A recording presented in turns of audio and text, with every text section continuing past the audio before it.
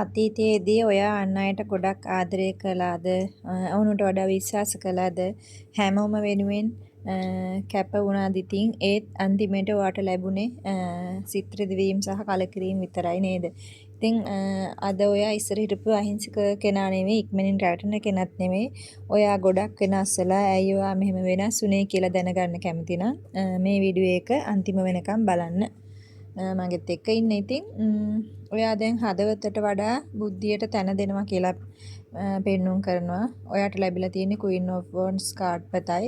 මේ කාඩ් එකෙන් කියන්නේ ඔයා අතීතයේදී හැඟීම් වලට මුල් තැන දීලා තීරණ අරගෙන ගොඩක් විඳවලා තියෙනවා. ඒත් අද ඔයා හදවත පැත්තක තියලා බුද්ධියට තැන දෙන්න පටන් අරන් තියනවා. කවුරු හරි ඔයාගේ ජීවිතයට එන්න හදනවා නම් ඔයා දැන් බලන්නේ එයාගේ ලස්සන වචන දිහා නෙවෙයි, එයාගේ ඇත්තම චරිතය දිහා. එයා මොන වගේ කෙනෙක්ද කියලා. ඉතින් ඔයා දැන් ඔයාගේ ජීවිතයට බවුන්ඩරිස් තදින්ම දාගෙන ඉන්නවා, සීමාවන් පනවගෙන ඉන්නවා. ඉතින් කඩුවක් අතින් අරන් ඉන්න මේ රැජින වගේ ඔයා අද ඔයාගේ ජීවිතේ වටා ශක්තිමත් සීමාවක් හදාගෙන තියෙනවා. ඔයා ඕනම කෙනෙකුට ලේසියෙන් ඔයාගේ ජීවිතයට ඇතුළු වෙන්න හෝ ඔයාව පාලනය කරන්න දැන් ඉඩ දෙන්නේ නැහැ. ඔයාගේ ආත්ම ගෞරවයට හානි වෙන කිසිම දෙයක් ඔයා දැන් ඉස්සර වගේ කරන්නෙත් නැහැ. ඒවට ඔයා ඉඩ තියන්නෙත් නැහැ. ඔයා දැන් කෙලින් කතා කරනවා. කෙලින් තීරණ ගන්නවා. ඔයා සත්‍යයට ගරු කරනවා. ඉතින් අතීතයේදී අන් අයගේ හිත රිදෙයි කියලා ඔයා නිහඬව දුක් විඳා. ඒත් දැන් ඔයා ඇත්ත කෙලින් කතා කරනවා. ඇත්ත කෙලින් කතා කරන්න බය නැහැ. බොරුව, වංචාව සහ රඟපෑම් ඔයාට දැන් එක තප්පරයක්වත් ඔයාව රවට්ටන්න බෑ.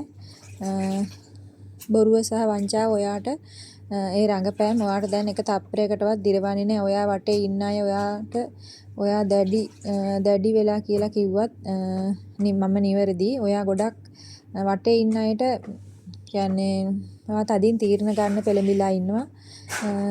ඔයා එහෙම වුණේ ඔයාට පහුගිය දවස්වල වුණ කරදර නිසා. ඔයා දැන් බුද්ධිමත් වෙලා ඉන්නවා.